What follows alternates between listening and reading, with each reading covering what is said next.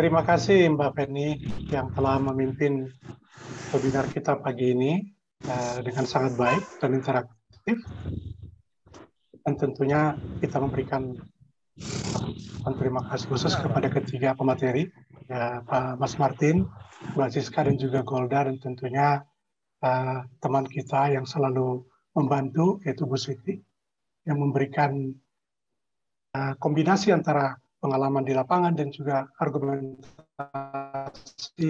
yang berbasis ilmu dan bukan asumsi seperti yang diciptakan pihak-pihak yang memang membenci sawit dan membenci Indonesia. Bagi hampir 500 peserta yang mengikuti diskusi dan perdebatan pagi ini dari seluruh Nusantara, bertepatan pula di Hari Tani Nasional, kami kira memang sudah saatnya kaum muda kita lebih care kepada sawit sebagai aset bangsa, dan tentunya yang kita perjuangkan adalah sustainable palm oil. Terima kasih kami juga kepada mitra penting, Instiper dan juga Arti Brand, Proud to be Sustainable atas dukungannya.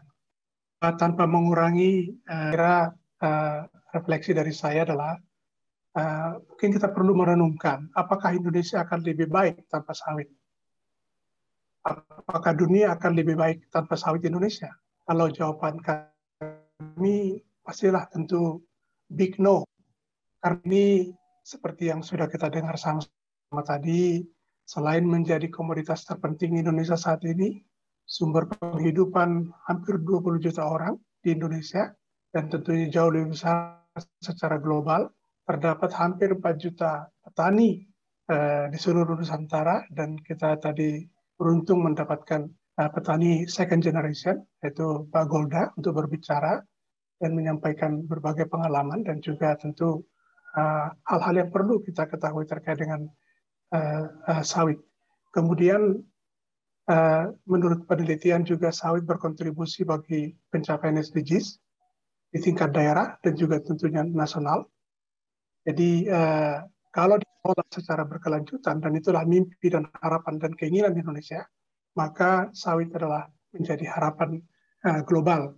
Mungkin bagi teman-teman yang belum banyak memahami masalah sawit, mungkin kita perlu lihat secara statistik ya, sehingga diskusi kita, pemahaman kita berdasarkan satu studi yang baik gitu ya. Lahan global, pemahaman kami lahan global untuk minyak nabati, apakah itu soya atau kedelai, apakah itu rapeseed, apakah itu bunga matahari, sawit, dan juga tentunya minyak nabati lain termasuk canola, itu hampir 200 juta hektar.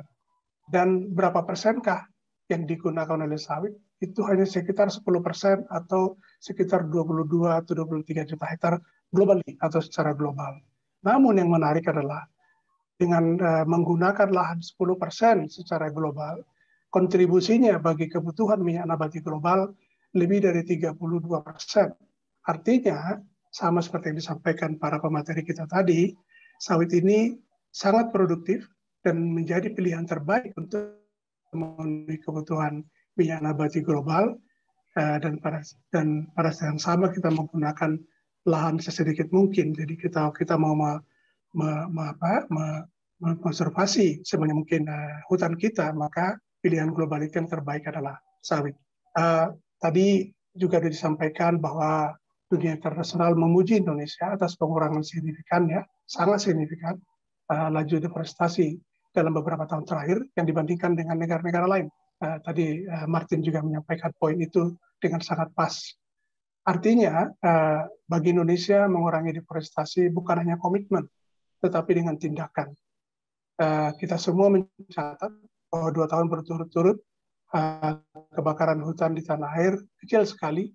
Dikala tahun ini saja lebih dari 4 juta hektar lahan dan hutan terbakar di berbagai belahan dunia, seperti Amazon, Amerika Serikat, Australia, Eropa, dan tentunya Siberia. Apa artinya bagi kita? Bagi kita berarti upaya pencegahan yang kita lakukan sudah jauh lebih baik, dan juga membuktikan bahwa sawit ini jangan dijadikan kambing hitam, atau disampaikan oleh Bu Siti dan juga Golda tadi, ini adalah human error. Terminologi juga menurut kami penting, Mbak Penny. Kita menyebutkan di dalam negeri karhutla kebakaran hutan dan lahan. Sementara di negara lain mereka sebutkan wildfire atau kebakaran liar bisa disebutkan. Artinya kalau wildfire berarti tidak akan ada yang perlu diminta bertanggung jawab. Sementara kalau di Indonesia kalau terjadi karhutlah maka kambing hitamnya adalah sawit. Jadi ini saya kira tugas kita juga untuk meluruskan berbagai black campaign yang ada seperti yang disampaikan oleh Siska. Saya kira kita semua yakin bahwa semakin maju sawit akan semakin besar tantangan dan akan semakin besar black campaign yang diarahkan kepada sawit. Saran kami sebagai penutup mungkin kaum milenial perlu tetap kritis yang membangun, guna memastikan sawit kita dikelola secara berkelanjutan. Apalagi tahun ini kita merayakan 10 tahun Indonesian Sustainable Palm Oil atau ISPO. Dan tadi juga ada pertanyaan kepada Martin, bagaimana perbandingan dengan minyak nabati lain. 2 bulan lalu ada satu studi yang dikerjakan oleh 3 universitas, yaitu Jambi, IPB, dan juga Göttingen dari Jerman, untuk membandingkan 4 minyak nabati, yaitu sawit, kedelai, rapeseed, dan juga matahari. Dan terbukti sawit itu berkontribusi jauh-jauh lebih besar daripada minyak nabati lainnya, atau 12 SDGs dibandingkan dengan minyak nabati lainnya. Hasil studi ini bisa di-share, karena adalah hasil studi para pakar yang melibatkan 3 universitas, termasuk dari Eropa. The road ahead is tough and challenging, but we are more than committed to improve and strengthen sustainability of palm oil in the whole supply chain. So once again, terima kasih, dan saya berharap agar seri diskusi milenial sawit ini bisa dilakukan secara reguler.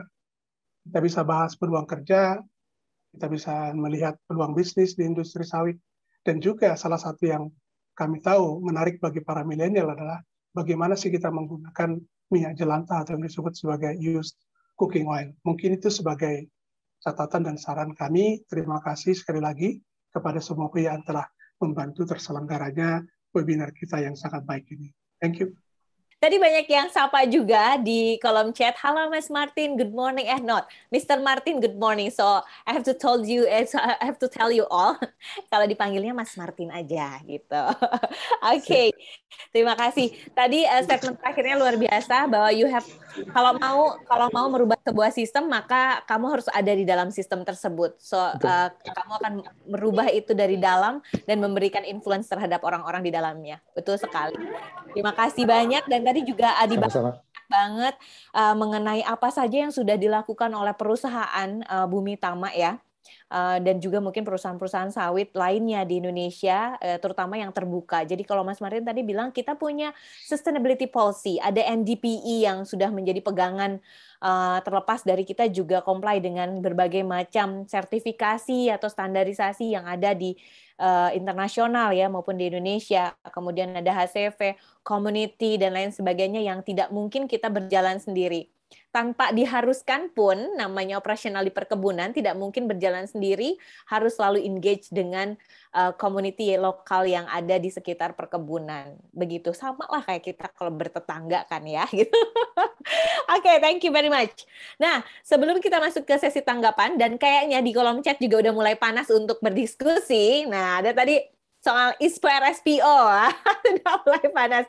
Tapi nanti kita jelaskan lagi. Saya mau ajak adik-adik semua, para peserta webinar untuk follow Twitter dan akun-akun sosial media dari Sipopsi, kemudian Instiper, dan juga Proud to be Sustainable. Coba di browsing aja Proud to be Sustainable dengan logonya yang biru, kemudian ada daun sawitnya seperti yang terlihat di di sini ya, seperti yang terlihat di sini.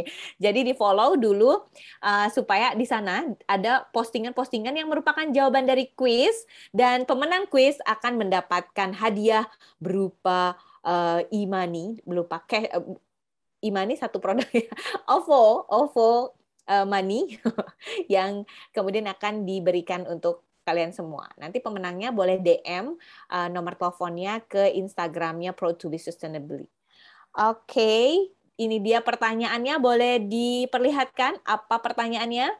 Ada satu slide pertanyaannya. Ada 4 pertanyaan. Yang pertama adalah, Jeng jeng. Ayo apa? Yang paling cepat dapat hadiah ya. Menurut kalian apa itu sustainable palm oil? Menurut kalian apa sih sustainable palm oil? Oke, tadi Mas Martin juga sudah menyebutkan di awal-awal, menjadi motivasi juga untuk Mas Martin kemudian terjun di dunia sawit dan menjadi part of Indonesian ya di sini. Oke, untuk pertanyaan kedua, kita langsung ke pertanyaan kedua aja. Udah semua kan? Dapat kan? Mungkin bisa dibantu juga di Instagram, Twitter, dan lain sebagainya. Pertanyaannya mungkin ditulis juga. Pertanyaan keduanya, apa saja kegiatan kelapa sawit yang mendukung pembangunan sosial ekonomi? Apa saja kegiatan kelapa sawit yang mendukung pembangunan sosial ekonomi? Ini juga kalau tadi lihat presentasinya Mas Martin banyak sekali. Oke. Ini kemudian, tadi ada Twitternya si Popsi ya. Pertanyaan ketiganya, saat beberapa spesies polinator terancam punah, tapi ada satu spesies yang mendapatkan manfaat dari sawit. Spesies apakah itu? Saya literally pengen tahu apa itu, saya nggak paham. Tapi di sini mungkin banyak dari mahasiswa pertanian yang paham saat beberapa spesies polinator terancam punah, tapi ada satu spesies yang mendapatkan manfaat dari sawit. Spesies apakah itu? Dan jawabannya sebetulnya ada di Instagram, Twitter, si Popsi, kemudian Proud to be Sustainable, dan juga Instiper juga bisa dilihat-lihat. Tapi yang paling langsung direct ada di Twitternya si Popsi, seperti ya, bisa dilihat di layar. Oke, sekarang pertanyaan nomor 4. Dari 17 tujuan SDG, berapa yang sudah dicapai oleh industri sawit? Kalau dicapai langsung mungkin ada beberapa, tapi ayo lihat. Tapi kayaknya kalau secara tidak langsung, yakin sudah rasanya. Gitu ya Mas Martin? Ya, dipanasin. Di Twitternya si Popsi jawabannya ada. Untuk para pemenangnya adalah, saya nunggu nih siapa yang menang. Pemenangnya akan langsung diumumkan. Sudah siap dengan pengumumannya? Saya tunggu aba-aba dari panitia nih, siapa yang menang. Twing, twing. Oke, sepertinya masih menghitung, tapi pemenang nanti tolong untuk men-DM ya ke Sustainable, Proud to be Sustainable dengan logonya yang ada di sini. Mungkin belum terbiasa, ini akunnya yang verified. Nanti di DM nomor teleponnya masing-masing. Oke, sudah ya? Pemenangnya sudah ada? Oke, kita lanjutin aja sambil nanti ditunggu pemenangnya. Untuk selanjutnya, tadi udah pemaparan dari Mas Martin. Selanjutnya saya juga mau dengar tanggapan dari penanggap-penanggap kita yang sudah hadir di sini. Ada Mbak Francisca yang biasanya juga aktif menyuarakan tentang sawit gitu, dan mengkritisi juga tentang sawit jika memang ada yang salah nih. Mbak Siska cenderung galak biasanya. Mbak Francisca Enggak lah, baik. Baik hati, baik. Rajin menabung. Oke. Dan rajin kuliah ya pastinya. Iya. Baik, Mbak Siska, tadi ada banyak poin menarik terkait dengan konservasi yang dilakukan oleh perusahaan gitu dalam menjaga 3P tadi ya, komitmen terhadap 3P yang disebutkan oleh Mas Martin. Tanggapan dari Mbak Siska. Mas Martin, bukan Pak Martin. Gimana? Kan di kampus semua panggilnya Bapak. Oke deh. Baik. Ya udah, saya mulai ya, Mbak. Oke, silakan. Oke, teman-teman semua, halo, selamat pagi. Karena sebagian besar mahasiswa, saya juga mahasiswa, saya akan coba menyampaikan tanggapannya lebih sederhana supaya kita semua sama-sama mengerti. Tadi kita sudah mendengarkan Pak Martin berbicara tentang perusahaan sawit, kemudian ada 2 yang disebutkan Pak Martin tadi, yang paling penting kita harus ingat. Ada yang namanya HCV sama HCS. HCV itu High Conservation Value. Dan satu lagi namanya HCS, High Carbon Stock. Jadi teman-teman, kita harus mengerti di sini bahwa perusahaan sawit itu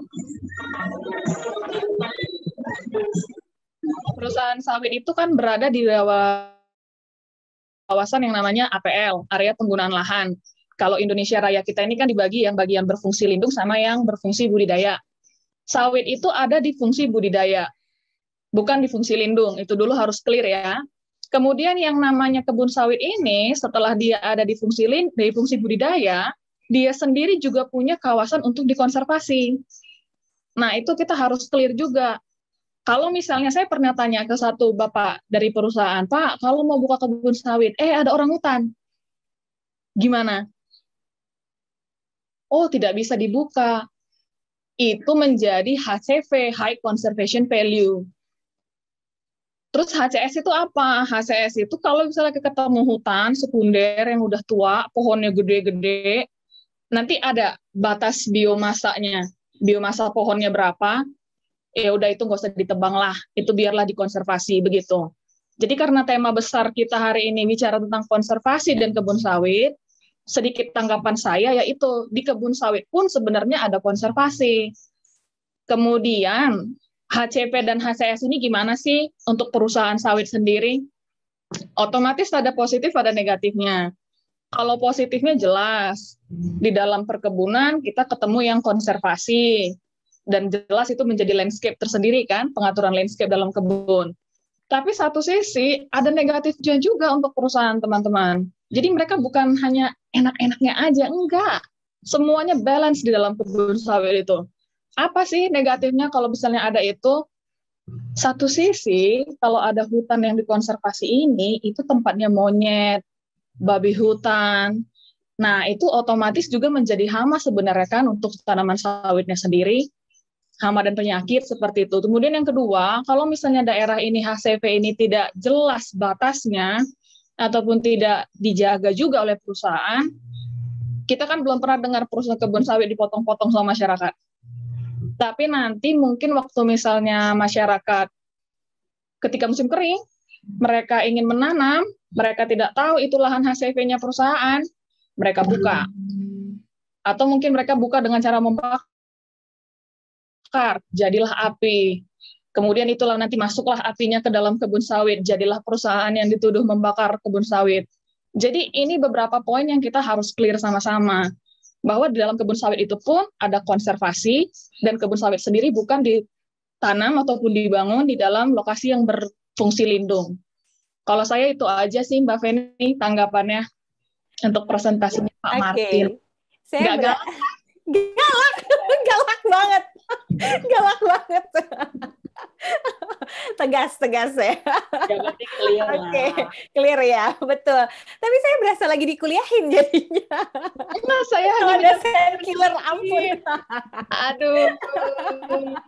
Enggak. Terima kasih Mbak Siska atas penjelasannya. Clear banget.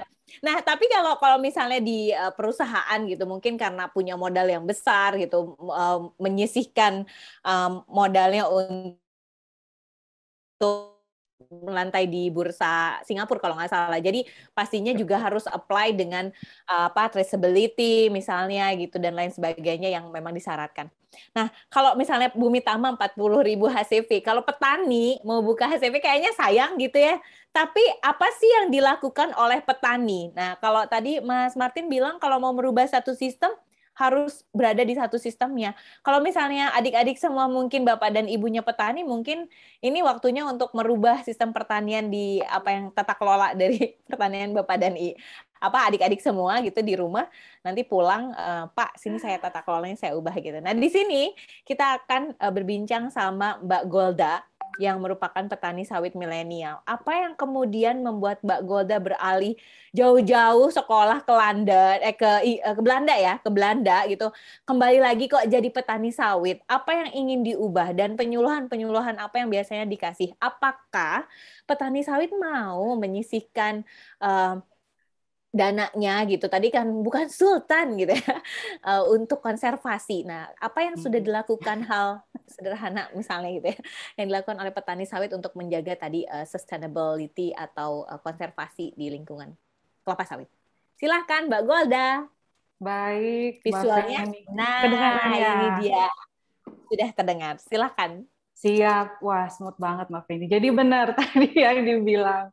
Seperti Mbak Feni berdasarkan presentasi oleh pemaparan dari Mas Martin. Benar ya? Pakai Mas. Jadi gitu, balik. Kalau memang kita mau mengubah suatu sistem, jangan sebaiknya hanya jangan dari luar. Coba kita lihat masuk ke dalam, pengen tahu kenapa sistemnya, apa sih sistemnya.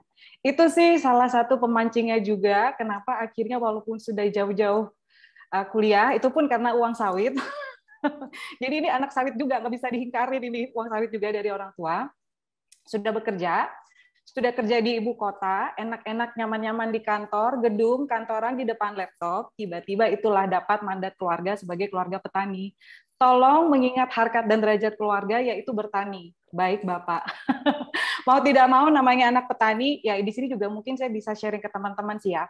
Saya pribadi struggling, nggak gampang loh ya dari perkantoran mau jadi petani. Tapi kemudian karena saya juga dari dulu itu ada sedikit penasaran, dan saya tidak bisa mengingkari uang sekolah saya juga disupport sawit. Orang tua saya juga memang bisa menyekolahkan dari sawit. Nggak bisa mengingkarin. Karena saya ingat waktu kecil, kita papah membeli tanah dari masyarakat. Saya kebetulan bertani di Palangkaraya, Kalimantan Tengah. Tapi bukan di Palangkarayanya, saya ada di kabupatennya. Sebentar, Pak. Saya ada di Kabupaten Katingannya, di daerah Kota Waringin Timurnya. Jadi ketika saya kecil, Papa baru mau membeli itu kita benar-benar yang tidak ada listrik, mandi di sungai. Kita mau minum air harus mencari berapa kilometer jauh naik motor yang ongkelan. Itulah sebenarnya yang terjadi ketika menjadi petani sawit.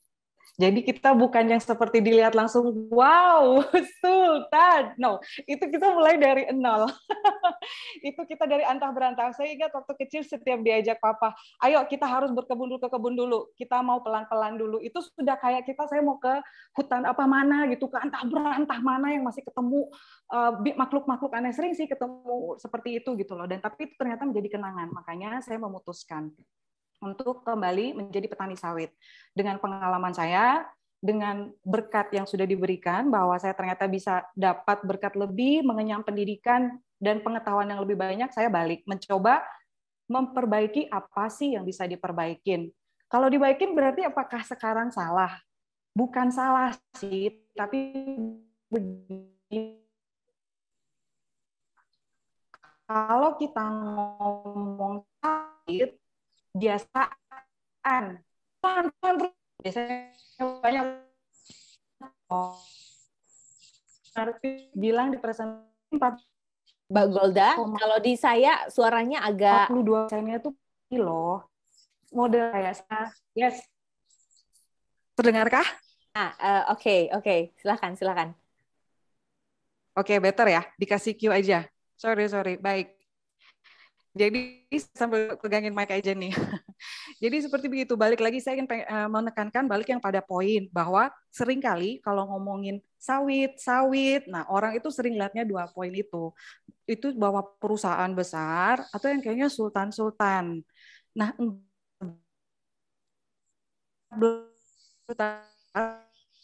itu petani jangan lupa loh binaan seperti yang dipaparkan oleh Mas Martin tadi.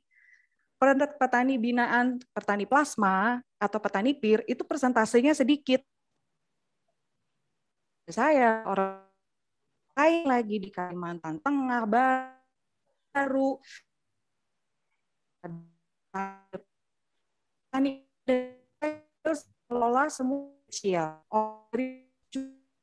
hektar sudah mulai bisa lebih tambah membeli pelan yang kita maksud. Makanya kalau petani dibilang mau menjaga konservasi, tidak mau kita menjaga banyak dan suah itu untuk Mbak Golda putus-putus lagi kayaknya suaranya. Mungkin videonya bisa dimatikan biar Ya. lancar. Wah, hilang.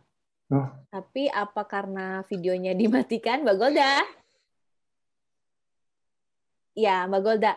Oke, kita sambil nunggu Mbak Golda untuk gabung kembali dengan kita. Mungkin ada kendala teknis biasa kalau model-model online seperti ini di Indonesia, kita masih apalagi baru-baru ini kita ada kendala jaringan juga kan ya di Indonesia ya, karena satu dan lain hal teknis. Oke, kita nanti akan bergabung kembali dengan Mbak Golda setelah beliau bergabung lagi bersama kita. Tapi sambil menunggu, saya mau nanya-nanya nih, kalau Mas Martin dulu nih, Mas Martin, ada green wave, katanya kalau kata Pak Vincent Piquet yang Dubes EU di Indonesia gitu bilangnya kita ini melakukan apa standarisasi dan lain sebagainya, atau misalnya orang-orang sawit bilangnya itu diskriminasi gitu ya terhadap sawit gitu ya, apa namanya tarif maupun non tarif itu karena kebutuhan yang diminta oleh anak-anak muda di sana gitu. Mereka pengen yang sustainable, mereka pengen masa depan mereka lebih terjamin gitu secara lingkungan dan lain sebagainya gitu, climate change dan lain sebagainya.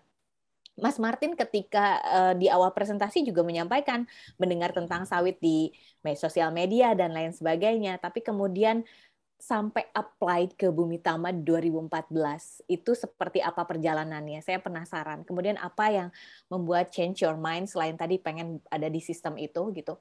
Kemudian sekarang kalau lagi PDKT ya, karena di sini audiensnya anak-anak muda ya, PDKT atau pendekatan itu ke ke cewek gitu. Kamu kerja di mana? Atau ke teman-teman SMA dulu deh, ke teman-teman kuliah gitu ya. Kamu kerja di mana? Di palm oil company. What? Gitu, nggak yang bukannya kamu itu masih langsung gitu. Saya pun pernah loh sebagai mantan wartawan saya bilang kamu jadi skrup korporasi. Wow. Gitu. Nah, Mas Martin pernah mendapatkan cerita seperti itu nggak? Sering. Yeah.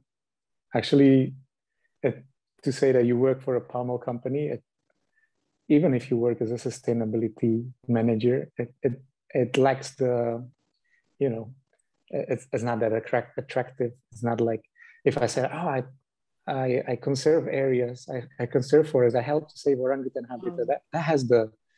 But if you say, you work for a palm oil company, everyone immediately imagines, you are responsible for those fires, and you take away the land from the poor people. And but I like to get into these conversations because then it opens, there's lots of aspects looking at palm oil production. It's not black and white. It's not only positive. It's not only negative. And it always makes for an interesting discussion, and I like to have these discussions because for me it was a self-discovery as well. I had to experience it firsthand to be able to understand the realities, because it's hard to really give the narrative in a simple way that everyone would understand. Okay, this is what makes sustainable palm oil different, or this is how it works in the field. It's very, very complicated. And it's best to really experience it. So I invite everyone, if you're interested to learn about palm oil, get involved. Ada yang berubah nggak sih dari sebelumnya isu-isu yang didengar di 2014 gitu, kemudian masuk ke industri kelapa sawit dan mungkin melihat industri kelapa sawit di Indonesia juga berkembang ya, tata kelolanya lebih baik, atau seperti apa kebijakan-kebijakan pemerintah gitu juga. Proud of yourself gitu, jadi senang kalau aku menjadi bagian dari perubahan ini. Iya, tentu saja.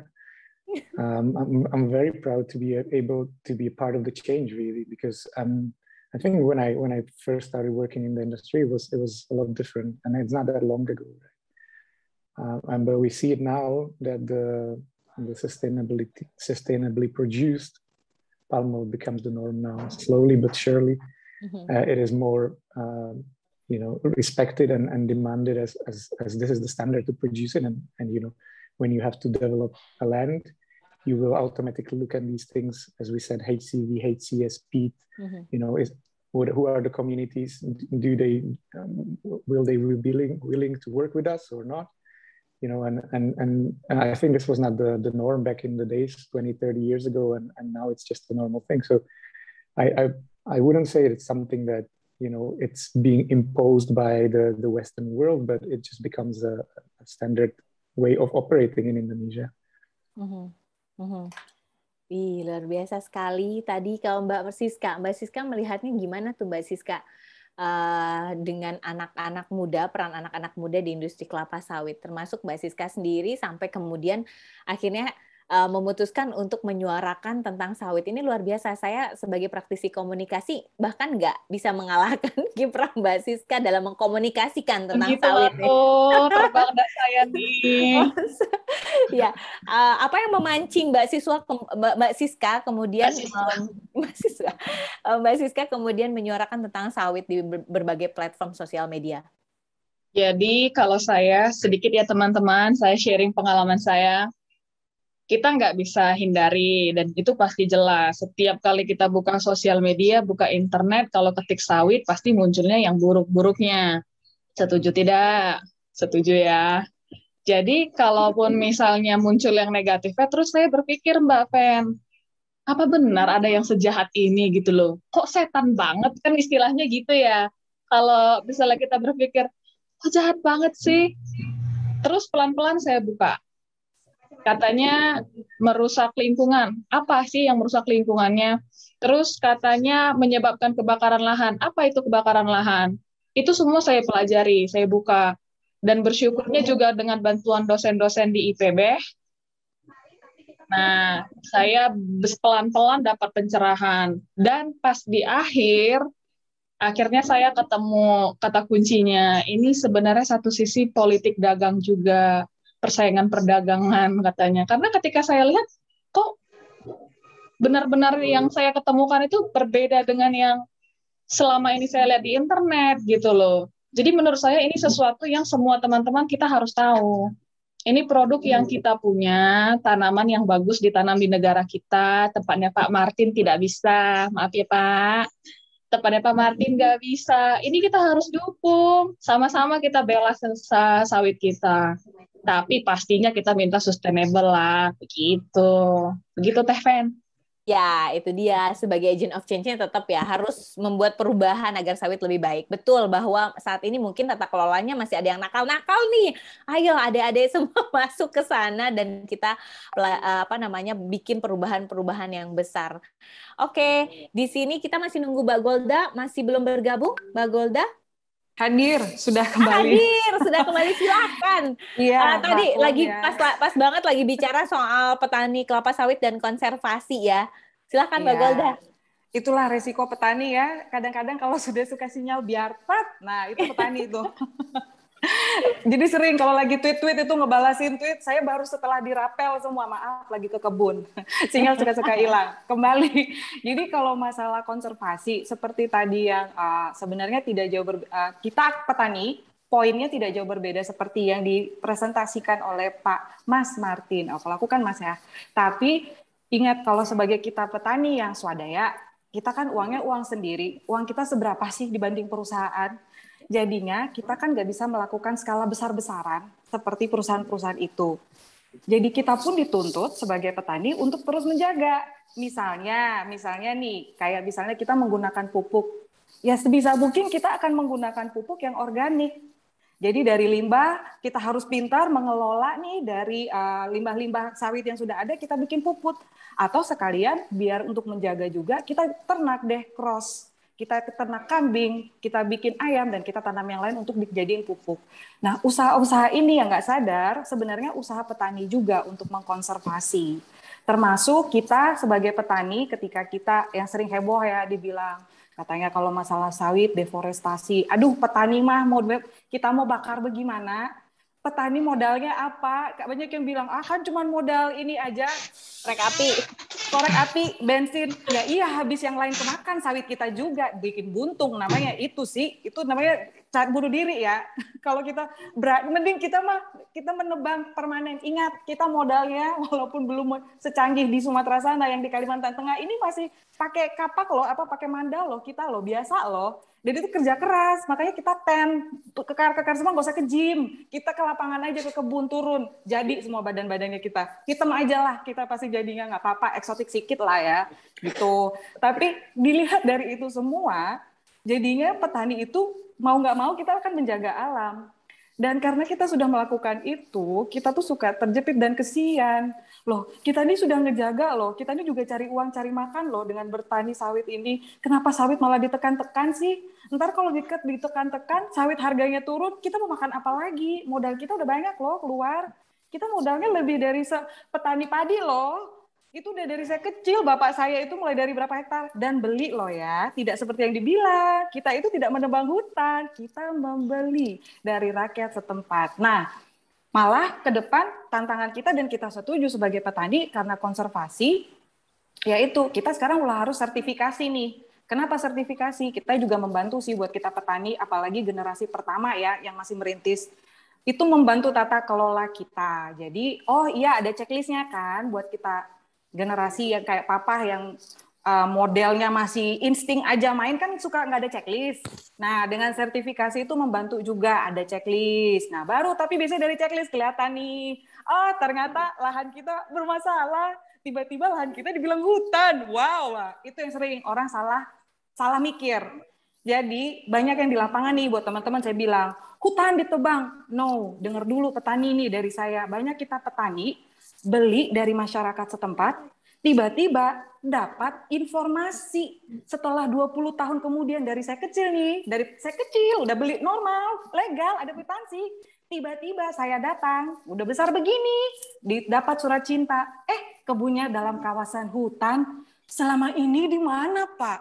Kok nggak dikasih tahu, Pak? Sudah berapa tahun, sudah mau habis daur kebun sawit saya, Pak. Nah, itulah yang kemudian sering diberitain. Wow, sawit merusak hutan. Jangan dilihat dulu, ngomong dulu ke kita. Kasusnya sebenarnya gimana? Kesian loh, saya banyak sekali, kayak kemarin Mbak Penny bilang penyuluhan. Karena itu, kita petani banyak yang mau sertifikasi ISPO, biar buah kita bisa dibeli pabrik. Kan dari situ kita dapat makan, kalau jual buah. Nah, tapi pabrik sudah mulai nanya-nanya untuk sertifikasi, legalnya gimana. Di situ mulai kerasa, wah ternyata selama ini kami tidak tahu. Nah itulah yang diperjuangkan. Kok tiba-tiba gujuk-gujuk, kami sudah hidup di sini 20 tahun, dapat surat cinta, kita di hutan. Di beritanya pun dibilang kita ngambil tanah hutan. Bukan teman-teman, Bapak Ibu Saudara semua. Kisah yang terjadi di lapangan adalah seperti itu.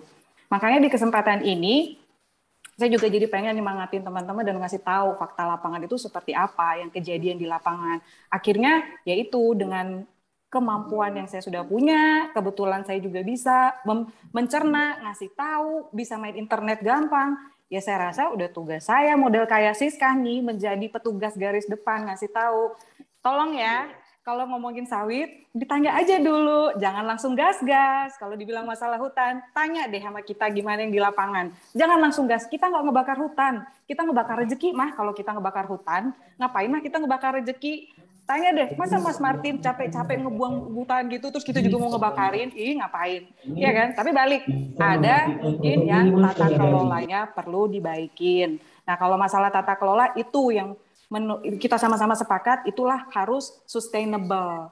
Jadi daripada ditolak-tolakin tuh sawit, sustainable aja kita bilang. Di situ kata kuncinya. Kan jadi sama-sama perusahaan enak, petani juga bisa makan, negara kita maju. Kagak harus kita kalah tuh diatur-atur negara lain. Maaf ya Mas Martin, negara lainnya.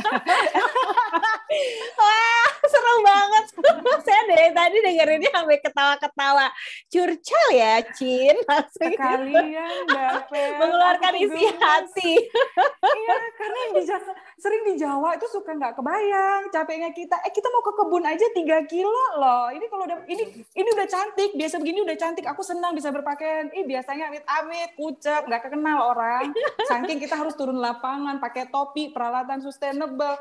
Kalau bingung bagaimana? Yuk kita atur. Bisa kita ngomongin gerakan kunjungin kebun sawit, boleh. Cus. Mau lihat gimana keadaannya? Mau di kebunnya perusahaannya Mas Martin atau petani model saya? Tuh kan? Yeah. Tapi model saya ingat ya, minim fasilitas petani loh, petani makan seadanya, mandi di sungai. Yuk. Gak apa-apa, biar experience-nya sama kan jadinya. Oh boleh. Nanti aku kasih kebasan deh, kasih juga. Nanti aku siapin mau berapa, parahnya berapa, siap. Nanti ngegrek juga ya. Jadi siap, harus dong. Oke, tapi itu betul banget Mbak Golda. Saya juga pernah tuh beberapa kali ke Jambi misalnya. Di sana kan ada juga program transmigrasi, atau di Sulawesi itu transmigran dari Bali ya rata-rata. Kalau di Jambi dari Jawa biasanya. Mereka tuh kayak pada saat transmigrasi dulu ditaruh di antah barantah itu gitu ya, dikasih tanah, kemudian mereka kayak harus bertahan hidup dari pertanian yang mungkin nggak biasa bertani juga gitu ya. Kemudian bertani lah, mereka nyoba cocok tanam ini itu, akhirnya sawit bisa tumbuh. Begitu sawit tumbuh sekarang katanya itu kawasan hutan. Kayak yang naruh lo siapa di sini, kan kamu juga yang naruh saya di sini.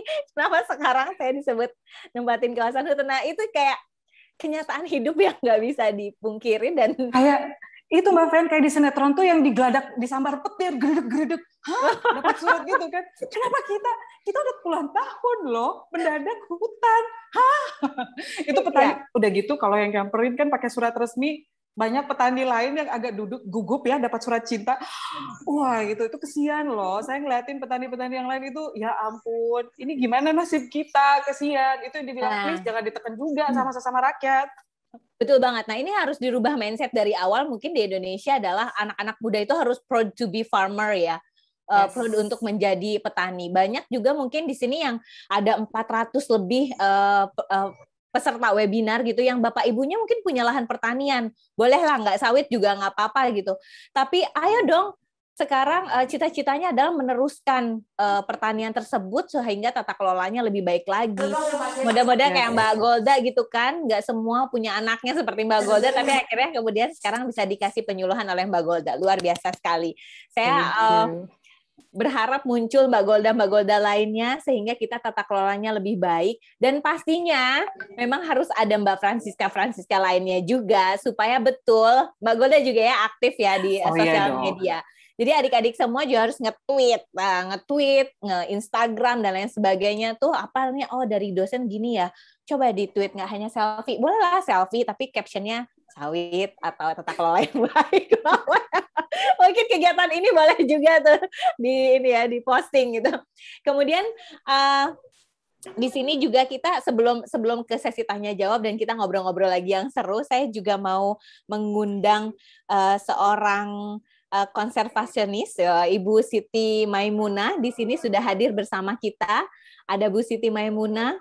Bu Siti Maimunah merupakan pemerhati konservasi hutan, dosen dan peneliti biodiversity, kemudian peraih Kalpataru 2019 dan Champion Asia Pacific Forest 2019 dari FAO. Luar biasa sekali Bu Siti. Silakan memberikan masukannya untuk kita semua diajarin sama Bu Siti. Silakan. Baik, terima kasih. Selamat pagi. Salam lestari untuk sawit berkelanjutan. Jadi tadi saya dari Mbak Francisca dan Mbak Golda ya, terkait dengan konservasi di sawit, seperti yang disampaikan oleh Pak Martin. Kebetulan saya juga bekerja sama dengan Pak Martin di kegiatan Bumi Tama untuk konservasi. Jadi memang saya konservasi ya. Bu Siti suaranya sempat hilang barusan, boleh diulang Bu Siti? Ya, halo. Ya, oke, silakan. Jadi dari sisi saya sebagai konservasi untuk penyelamatan hutan, karena saya forester ya, kita tidak bisa hanya cuma mengkritiki kelapa sawit menjadi sesuatu yang salah atau menjadi sesuatu yang sepertinya ada jaringan Bu Siti. Baik, kita akan tersambung kembali dengan Bu Siti setelah beliau siap. Oke, balik lagi dulu sebelum pertanyaan dan ke Bu Siti. Masih ada satu pertanyaan lagi. Tadi kalau dari Mas Martin kan sempat katakan, orang kalau bicara, oh saya kerja di perkebunan sawit ya. Honestly ya, saya juga suka rada-rada kayak saya kerja di mana Astra itu agribisnis gitu dulu ya. Kalau Astra mobil, motor gitu ya. Agribisnis baru kayak, Oh, sawit. Terakhir gitu. Tanaman Ada haram rasa- istilahnya ya, kalau di tanaman haram. Bu Siti. Oh ya. Oke. Nanti kita tunggu Bu Siti. Oke. bakso di ibu kota. Ketika kita hidup di suatu zona nyaman, rasa-rasanya kita tuh kan pengen untuk juga terlibat ya dalam sesuatu yang menjaga alam. Ini nggak bisa begini terus, pasti ada kayak entah kenapa mindset orang ibu kota tuh pengen begitu. Nah, masalahnya kan keterbatasan waktu tidak bisa turun lapangan melihat seperti apa. Jadi kecenderungannya itu dengan apa yang ada di media. Nah, itulah yang biasanya langsung tanpa tanya panjang langsung dimakan gitu aja. Padahal banyak seringkali saya mendengar informasi tentang Kalimantan Tengah aja panas nih. Kan orang tua saya lagi di situ tuh. Oh, jadi begini sebenarnya gitu. Saya juga sering merasa seperti itu waktu itu mendengar informasi-informasi yang ada. Ternyata setelah saya bagian dari ekosistem itu industri ini sendiri, saya melihat sering informasi yang diberikan itu tidak proporsional dan tidak pada konteksnya. Nah, jadi kalau buat saya sendiri anak petani, saya aja anak petani yang ngebaca sudah termakan emosi jiwa, apalagi darah muda. Lupa nggak nanya papa mama yang ternyata memang masih bertani. Oh, begini ya ternyata, ngerusak nih. Saya juga suka orang utan loh. Saya selalu ke BOS di Nyaru Menteng di Kalteng. Akan saya selalu ke situ terus. Saya juga penyumbang. Saya juga memang saya suka alam gitu. Makanya kan terpanggil. Tapi ternyata setelah saya cek ada beberapa faktor. Memang ada yang tata kelolanya tidak bagus. Nah, ketika itu yang di blow up out of proportion, ya saya kemakan. Karena saya tidak terjun langsung. Akhirnya saya pelajarin, oh kalau begitu harusnya kita melihat dari konteksnya apa dulu sih. Kalau kita mau mendengarkan suatu berita, membaca suatu berita, kayak dibilang hutan apa sih? Yang kebakar itu hutan apa? Di mana? Status ini hutan apa? Coba deh bertanya lebih dalam lagi, lebih lanjut. Kalau memang pun kita selidiki, biasanya buntutnya itu human error, bukan sawitnya. Pasti human error, fix 100%. Setelah saya bilang, cuman biasa ya, kayak koran lampu hijau, lampu merah, clickbait-nya di depan. Wow, sawit pembakar. Kemakan ya kita anak muda, netizen gitu. Saya juga ngerasa sih gitu. Cuman ya itulah saya lihat. Again, balik permainan media, seringnya seperti itu. Lebih baik kalau malas baca, kita tanya aja deh. Kalau memang ada kan di sini sudah Sipoksi, sudah jadi sumber bisa kita bertanya, bener nggak sih? Tanggapannya ini gimana sih statusnya? Cross-check deh lebih baik. Karena yang di permukaan itu, berita-berita itu sangat, ada faktanya kita tidak tahu berapa persen. Ya, itu atau distorsi. Sebenarnya bukan seperti itu.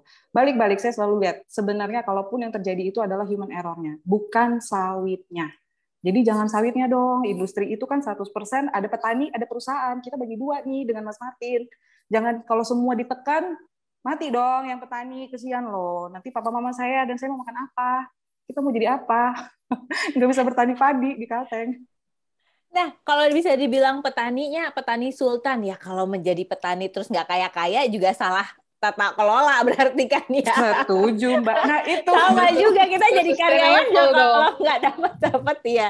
Nah, itu dia. Jadi, kita lihat kerangka besar ya. Tadi Mas Martin juga menyampaikan kan, ada berapa belas juta orang yang kemudian hidup dari pertanian, dari industri kelapa sawit gitu. Jadi, mungkin sadar tidak sadar gitu Bapak adik-adik semua gitu itu merupakan apa ya nyicipin juga lah dikit-dikit dari sawit ini ya kan Mas Mbak Siska udah gini ya nyicipin juga gitu sedikit-sedikit dan aku pengen nanya juga nih ada pertanyaan juga dari kolom chat. Bu Siti udah datang lagi udah siap?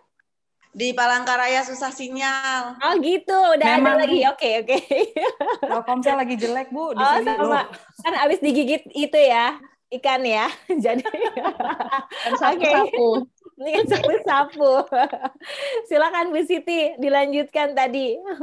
Kebetulan kan ini untuk saya bersama dengan Kementerian Kehutanan sekarang memfasilitasi kemitraan lingkungan antara perhutanan sosial dengan para pengusaha sawit.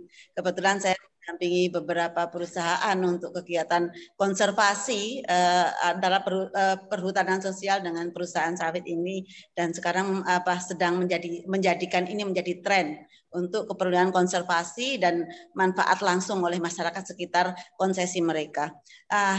lanjut lagi yang tadi pernyataan tadi dari Pak Martin, kalau kita mau mengubah sistem itu memang harus di dalam.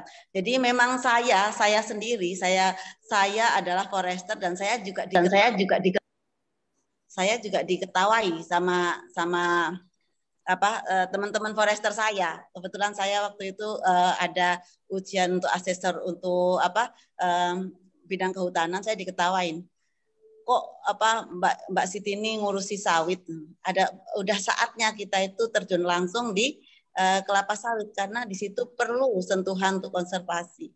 Jadi selama ini kan seperti yang disampaikan oleh Mbak Golda ya dan Mbak Siska, itu perlu telaah kawasan memang yang dibilang sama Mbak Golda itu kok kawasannya tiba-tiba dibilang menjadi kawasan hutan. Nah, itu seperti yang disampaikan Mbak Siska ya, harus clear and clean dulu sebelum sebelum melakukan kegiatan.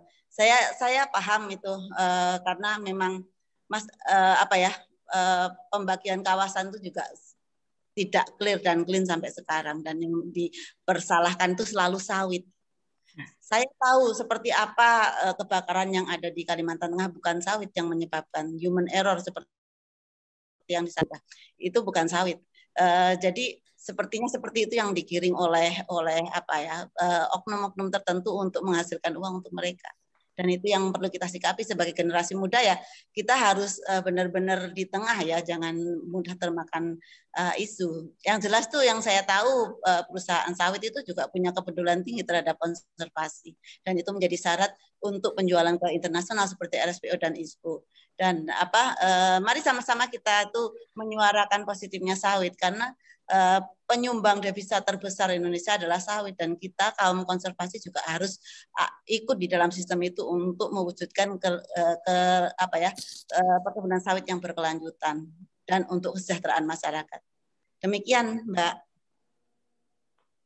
Oke, terima kasih banyak. Jadi sekarang pelaku industri kelapa sawit itu tidak sendirian, tapi tadi juga Mas Martin menyebutkan ada kolaborasi dengan konservasi atau NGO, kemudian juga kolaborasi dengan lokal community ya.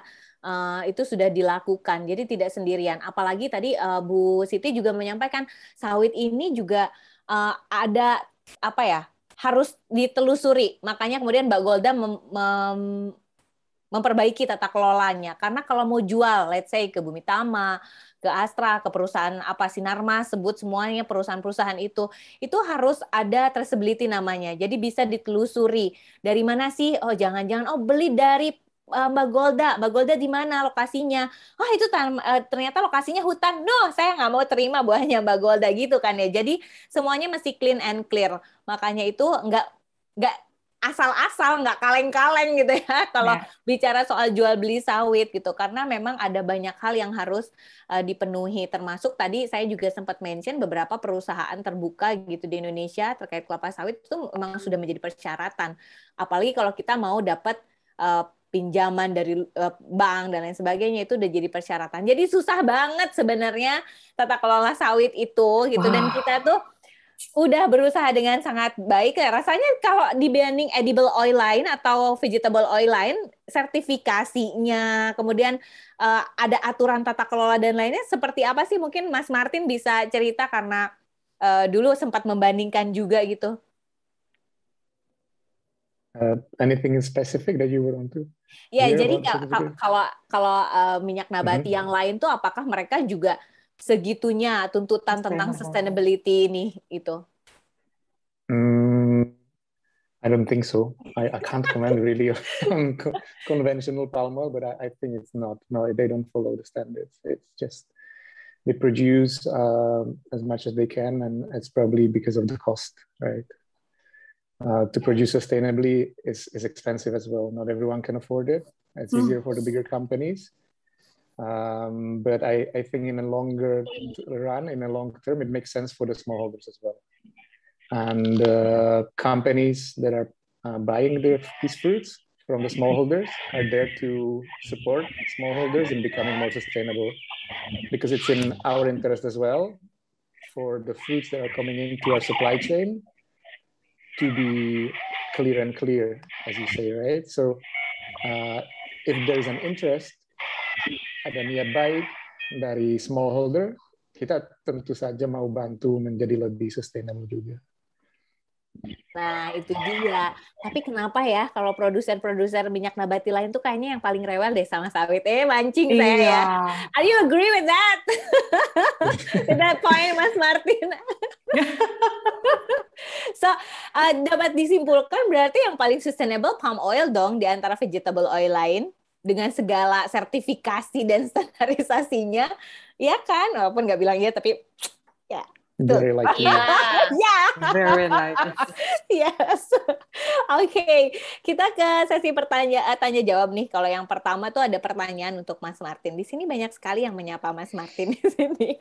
Kemudian yang pertama, apa kontribusinya bagi sosial ekonomi dari perusahaan tempat Bapak Ibu berada? Rasanya tadi juga sudah dijelaskan, tapi mungkin nanti boleh di-mention kembali. Kemudian, does it need to be made HCV on land above 5 hectares? Then how are the regulation and where are the complaints? Nah, itu juga mungkin ini pertanyaannya dari Doyok Asasius.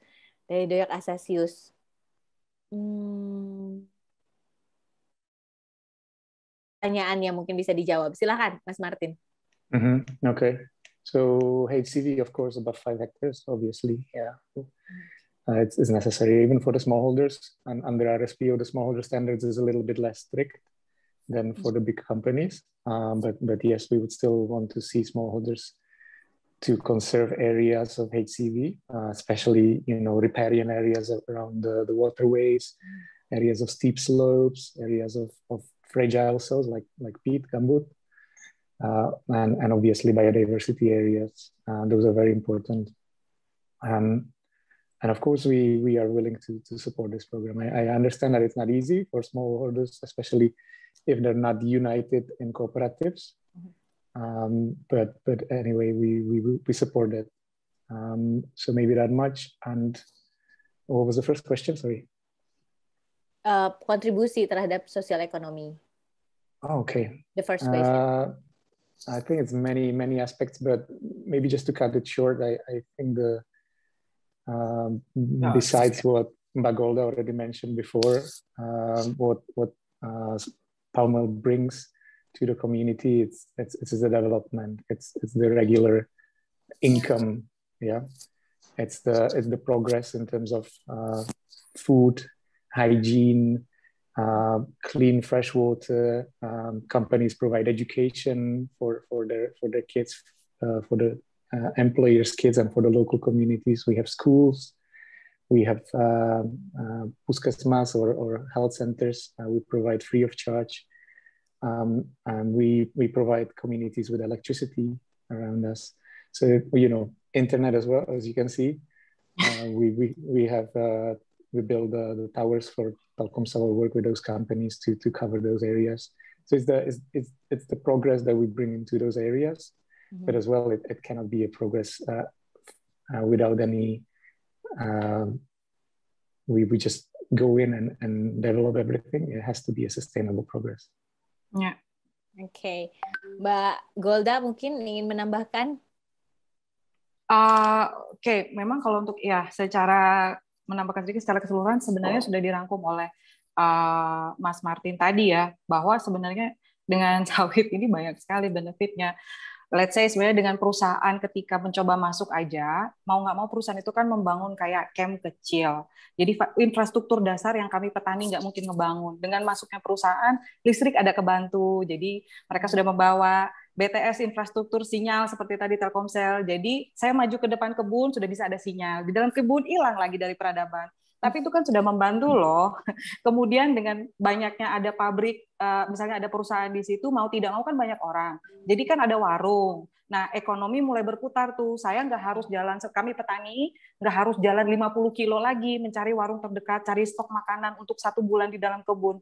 Nah, inilah roda perekonomian. Pelan-pelan jadi komunitas, pelan-pelan jadi kota. Nah, ini yang suka dilupakan. Karena ingat loh ya, namanya sawit itu diantah berantah yang benar-benar kita itu menembus jalan yang masih tanah kuning.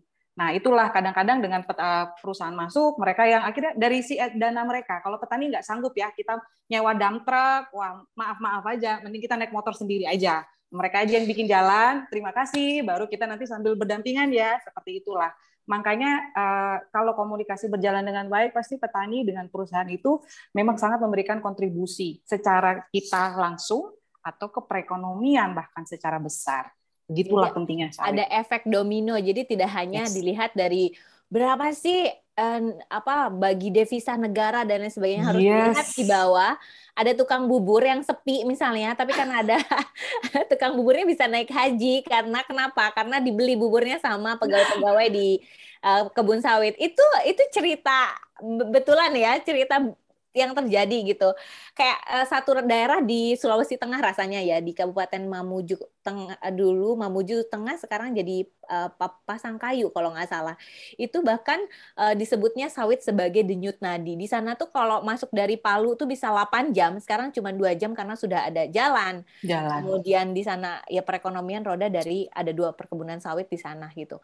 Jadi seperti itu satu ya di antara yang lain-lain ya Mbak Golda, mungkin nanti kalau cerita sama Mbak Golda lewat ngontak Mbak Golda gitu bisa diceritakan lebih jauh, atau mungkin di sesi berikutnya si Popsi bersama Insiper dan juga Proud to be Sustainable bisa cerita bagaimana, kasih foto-fotonya Mbak, bagaimana kemudian the real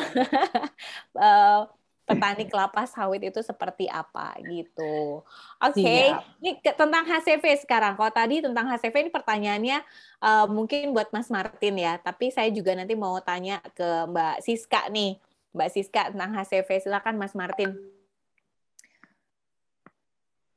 Yang soal luasnya. Luasnya apa? Kenapa? Sudah ya. Oh sorry. Mbak Siska. Mungkin kalau Mbak.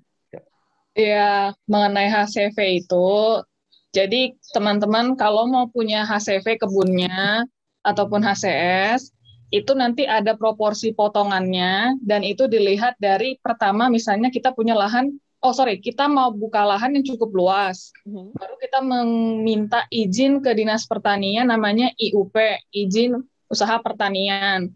Di situ nanti ketika kita minta izin, nanti jelas di situ berapa yang mau ditanam, berapa yang mau dijadikan HCV gitu. Sedikit sharing tentang HCV ini, kemarin saya ada berdiskusi juga dengan salah satu bapak dari perusahaan. Misalnya perusahaan ini dia mau dapat 10.000 hektar. Terus dia HCV potong 20%. Kemudian mengurus lagi yang namanya HGU, potong lagi 20%. Jadi sebenarnya ujung-ujungnya yang bisa dia tanam itu mungkin sekitar 5.000 hektar, itu pun sudah hebat. Kembali ke pertanyaannya, kalau 5 hektar gimana? Ya, kumaha iya 5 hektar mau dikonservasi berapa? Sisanya kamu mau tanam berapa? Begitu. Nah, itu kembali lagi ke penjelasannya Pak Martin tadi. Untuk smallholders, ada ketentuan. Gitu sih jawaban dari saya, Mbak Fen. Gitu tuh, kalau orang Batak kelamaan di Bogor ya jadinya logatnya kumaha iya tapi pakai logat Batak ya jadinya. Oke. Di sini kita masih nunggu beberapa pertanyaan yang kabarnya juga ada pertanyaan yang diajukan lewat Proud to be Sustainable di Instagramnya gitu. Nah, untuk jawabannya tadi rupanya ketika kuis juga masih kurang jelas ya kuisnya, jadi kuisnya masih dibuka nih kesempatannya. Saya ulangi sekali lagi kuisnya.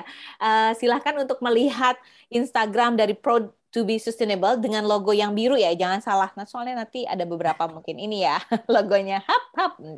Di logo yang biru ini dilihat jawaban-jawabannya semua ada di sana dari pertanyaan-pertanyaan yang tadi saya sampaikan. Kemudian nanti juga yang diumumkan, yang jawabnya yang diumumkan yang betul, itu silahkan untuk menghubungi lewat DM ke Proud to be Sustainable. Terus kemudian jawabannya kemana nih dikirimkannya? Mungkin panitia jawabannya saya ini aja ya. Jawabannya dikirimkan ke direct message-nya host. Di sini ada host yang paling besar di sini ada paling ya pakai kapital semua, ada host. Nah, ke host ya jawabannya ya. Oke. Kita mau ke sesi games lagi, panitia boleh? Nah, kita ke games dulu deh sebelum kita diskusi sekali lagi dan sambil nunggu pertanyaan dari semuanya.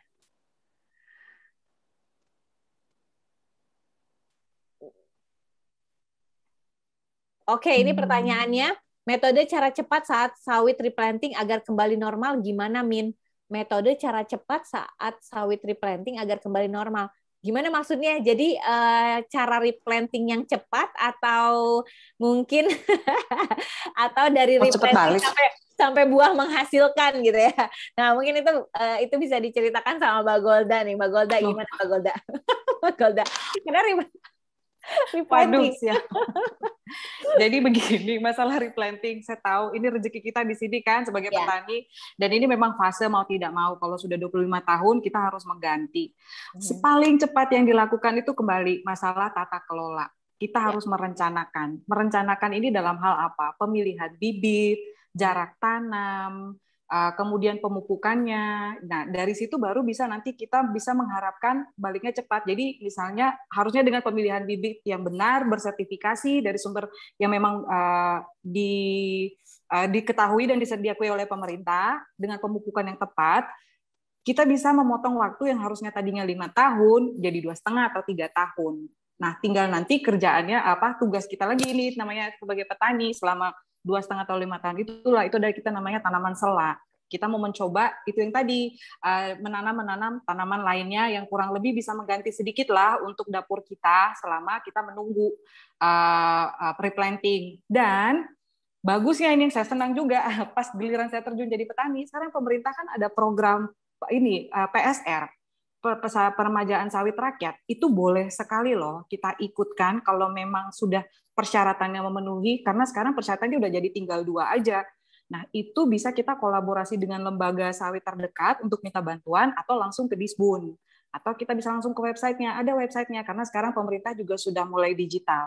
Itu membantu kita, paling nggak kita mendapat 30 juta per hektar, kan lumayan. Jadi dana kita yang lain bisa alokasi buat yang lain dapur, bukan cuma itu aja untuk mentanam ulang kebun kita. Ya, begitu sih. Jadi kalau menurut saya trik yang sudah dipraktekkan kurang lebih. Ya, itu cara yang cepat kalau mau menanam replanting ya, replanting. Tapi kalau menunggu sampai buahnya menghasilkan ya harus sabar ya, 2,5 tahun sampai 3 tahun kalau nggak mau. Yes, 2,5 tahun itu udah paling cepat, 3 tahun rata-rata. 2,5 tahun itu kalau sudah luar biasa, rajin memang dengan pemupukan yang bagus dan yang pas ya. Nah, itu 2,5 tahun sudah bisa tuh kita mulai kembali lagi panen.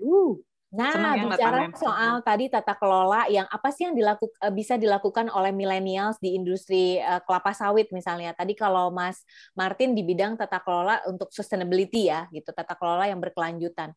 Tapi jangan lupa kita juga kadang-kadang terlena kampanye banyak banget sih nih, hambatan dagang gitu, tarif non tarif banyak banget. Jangan lupa PR di dalam negeri adalah produktivitas kita masih kurang ya. Produktivitas kita masih rendah dan itu harus terus ditingkatkan gitu.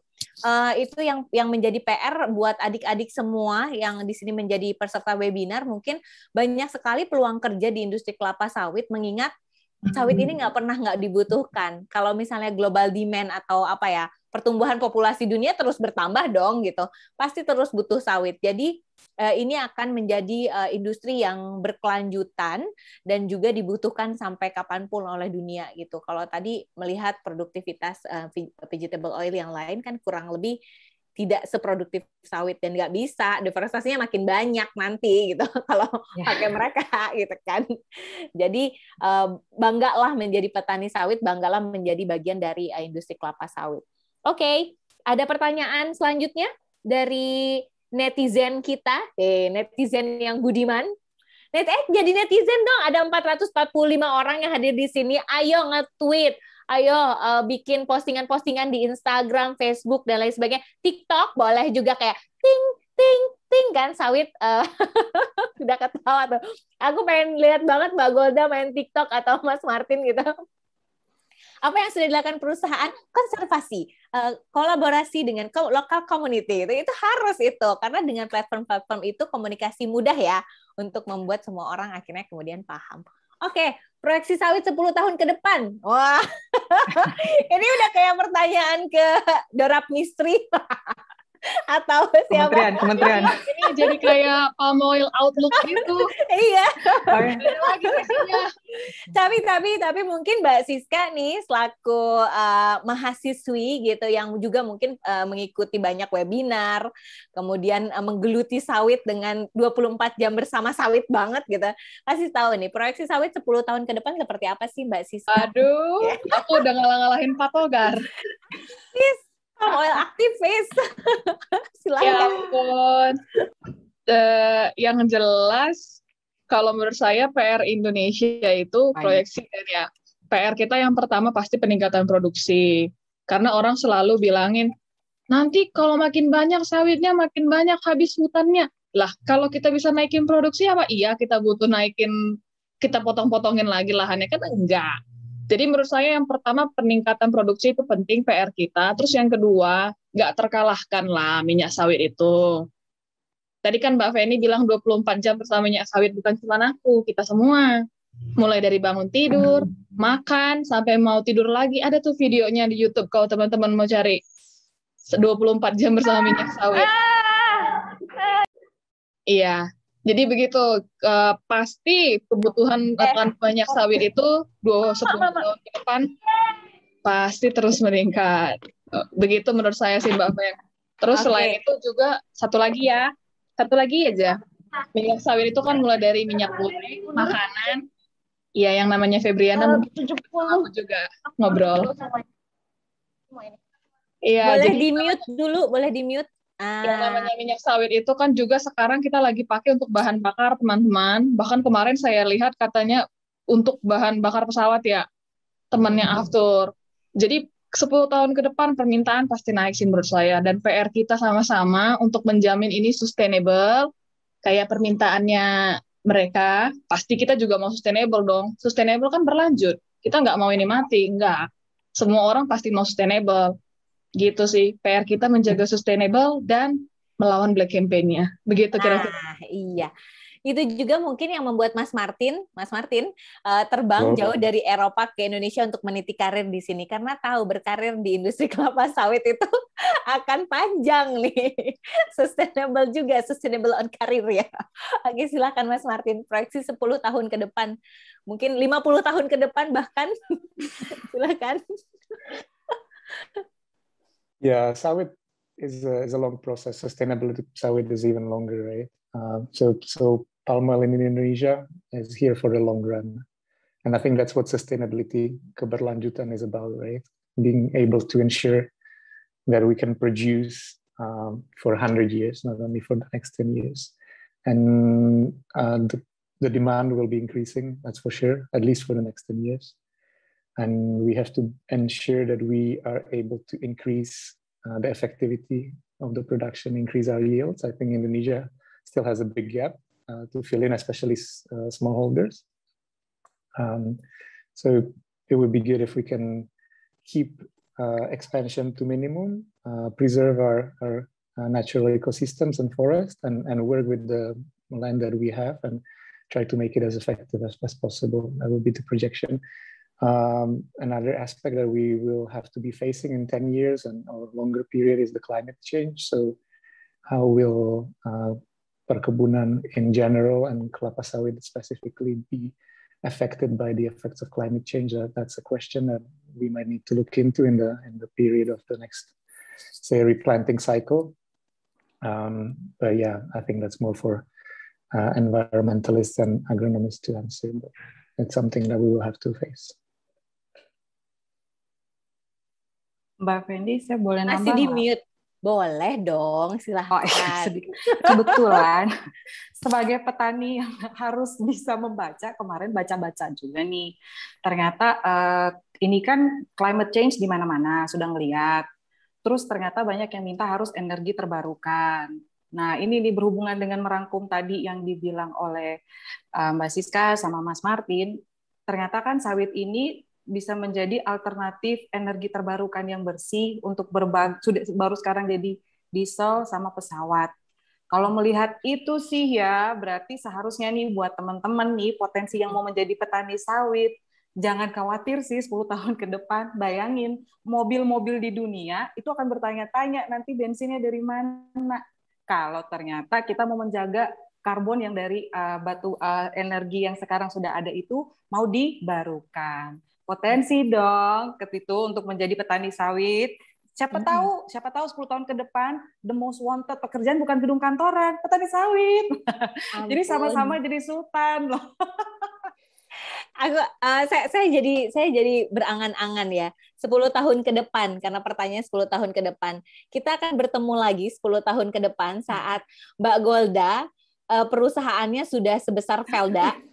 Amin. Koperasi petani menggagas koperasi petani yang sebesar Velda gitu ya Mbak Golda. Kemudian Mas Martin sudah menjadi Sustainability Director.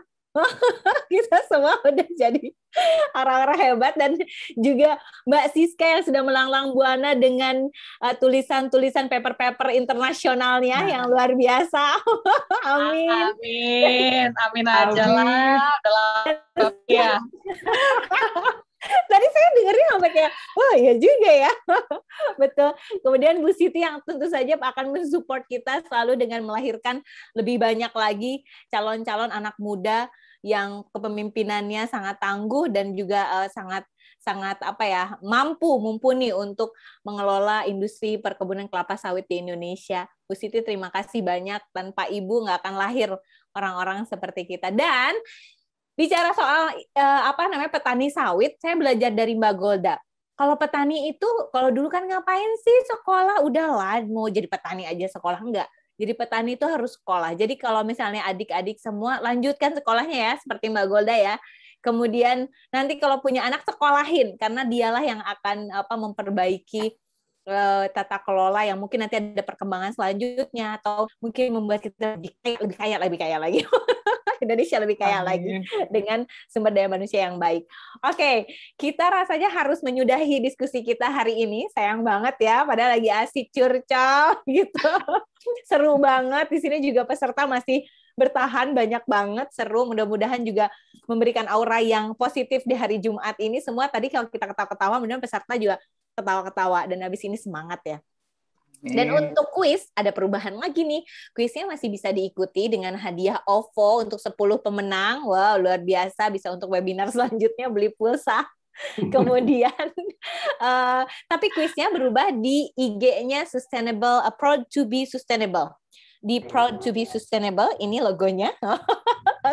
Ini logonya yang biru, jangan salah. Karena tadi saya sempat browsing juga Proud to be Sustainable, ada yang mirip-mirip juga nih. Nah, logonya yang biru ada pohon sawit daun sawitnya di tengahnya. Oke, di sana di IG story-nya ada dan bisa langsung dijawab. Yang menang nanti mendapatkan 10 hadiah dari OVO. Berapa jumlahnya? Pasti jutaan rupiah. Oh. Oke.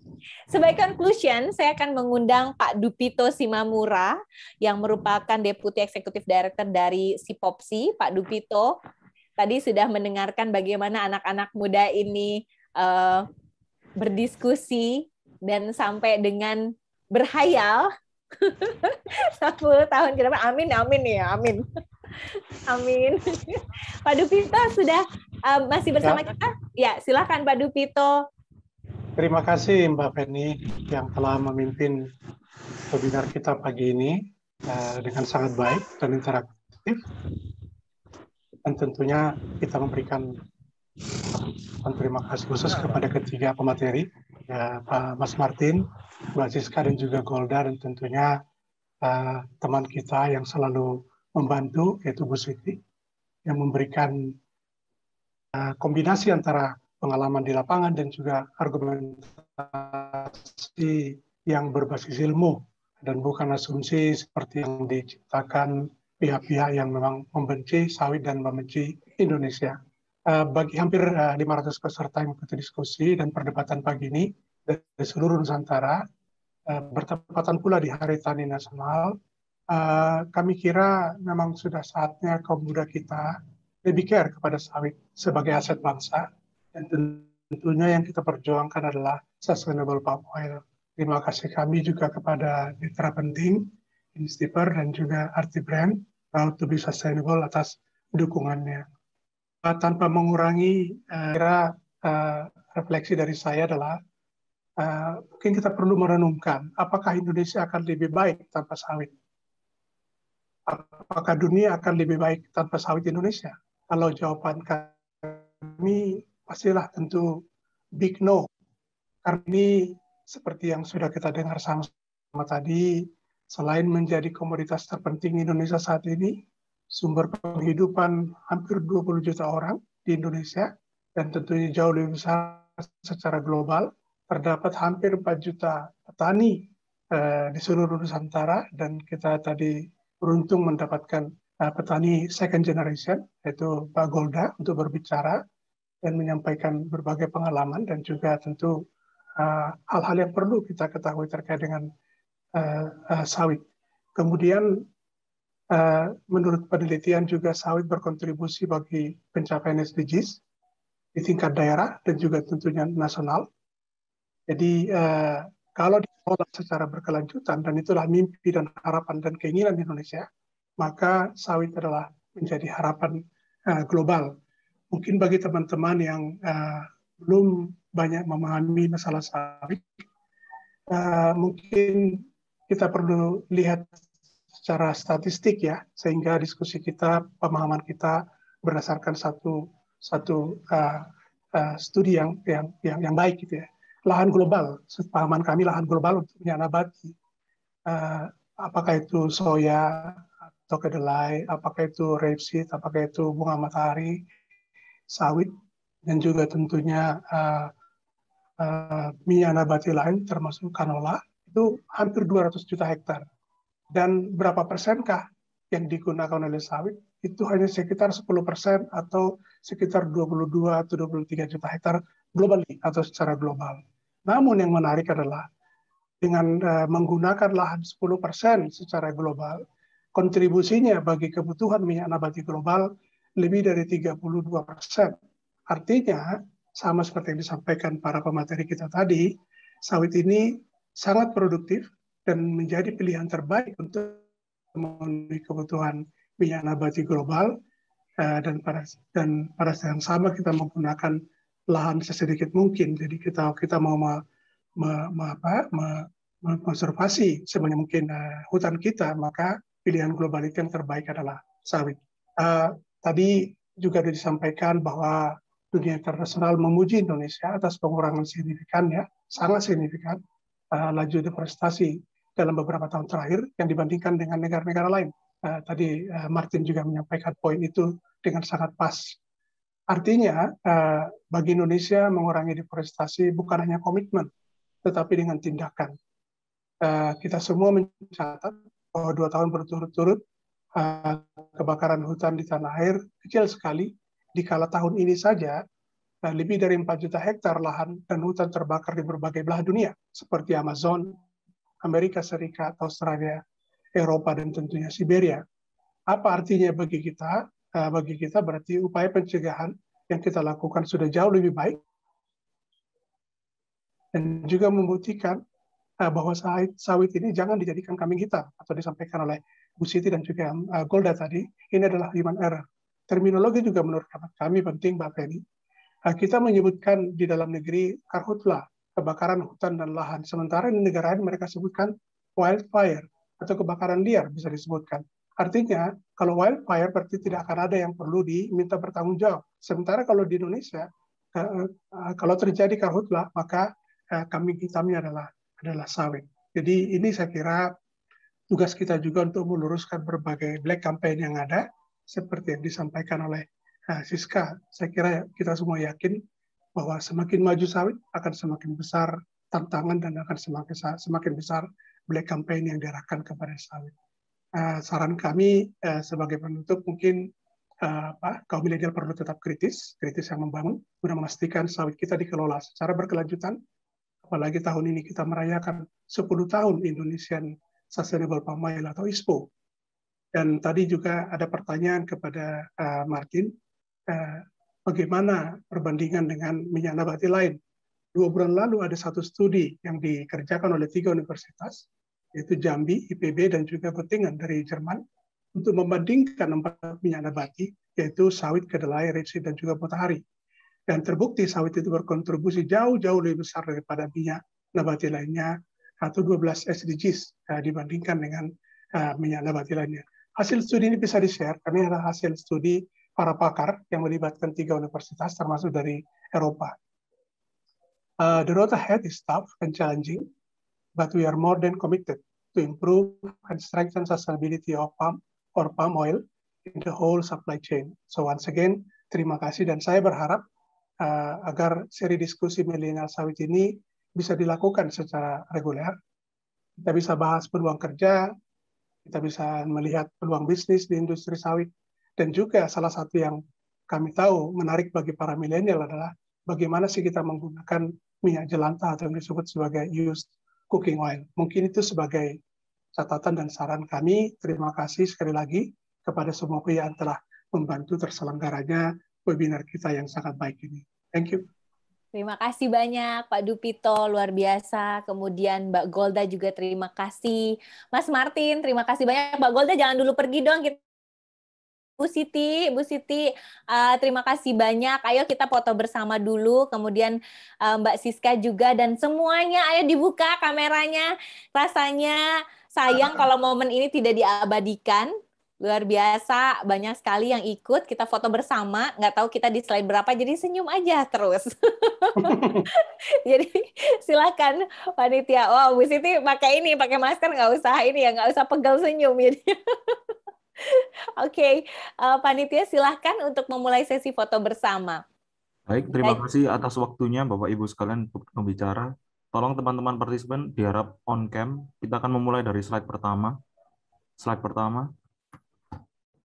Oke. Slide kedua. Slide ketiga. Slide keempat. Slide kelima. Slide ke-6. Mohon maaf, masih ada 16 slide lagi. Slide ke-7. 16 kali senyum nih. Iya. Slide ke-8. Slide ke-9. Slide ke-10. Itu udah loh, nggak usah senyum terus. Slide ke-13. Sampai sakit ya Pak pipinya. Nah, itu. Slide 14. Slide 15. Slide 16. Terima kasih. Wah, luar biasa. Tapi memang terlihat ya, Mbak Golda di sini paling tangguh karena paling bertahan dengan senyum yang gak gerak.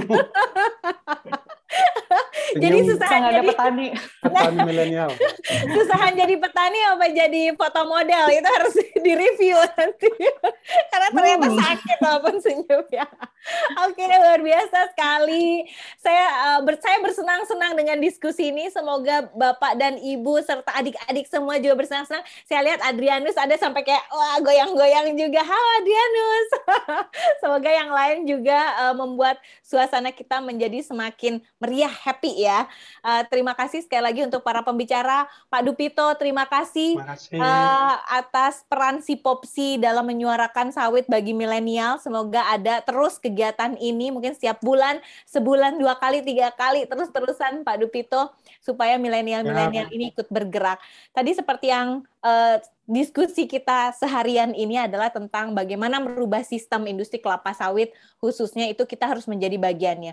Boleh tidak langsung, misalnya mau menjadi jurnalis, saya boleh, tapi menjadi jurnalis yang cover both side, harus berimbang. Yang bisa kemudian kalau menjadi NGO, boleh banget juga menjadi NGO, nanti berkolaborasi dengan perusahaan, dengan petani, gitu. Karena menjauhi atau menolak kelapa sawit itu bukan menjadi solusi, tapi kemudian malah menjadi petaka, karena untuk vegetable oil lain dengan kebutuhan dunia yang sangat tinggi, itu akan lebih banyak deforestasinya, sebagaimana tadi Pak Dupito sampaikan. Jadi, mari kita saling berangkulan bersama-sama untuk menciptakan bumi yang lebih baik. Dan tugas kita lah milenial, karena masa depan ada di tangan kita. Ayo kita sama-sama bergerak. Di tangan saya. Tangan kita nih. Alhamdulillah masih jadi milenial. Yeay.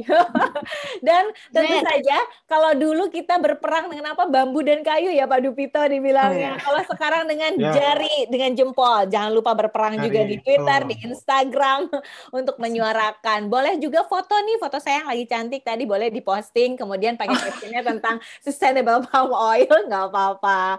Kalau bisa bilingual juga ya, berbahasa Inggris. Jadi teman-temannya Mas Martin bisa baca. Saya juga abis ini mau nunggu tweet dari Mas Martin ya Pak Dupito ya. Di challenge. Ya Pak Martin harus banyak followersnya setelah ini. Ya. Oke. Kita Pak Martin akhiri. Harus aktif di Twitter nih. Ya Terima dong. kasih. Thank you. Ditunggu. Mbak Penny. Terima kasih banyak sekali lagi. Mohon maaf atas kekurangannya semuanya. Thank you, Golda. Have a nice Thank you, Bu day. Terima kasih Pak Dupito. Terima kasih semuanya. Warahmatullahi wabarakatuh. Thank you semua.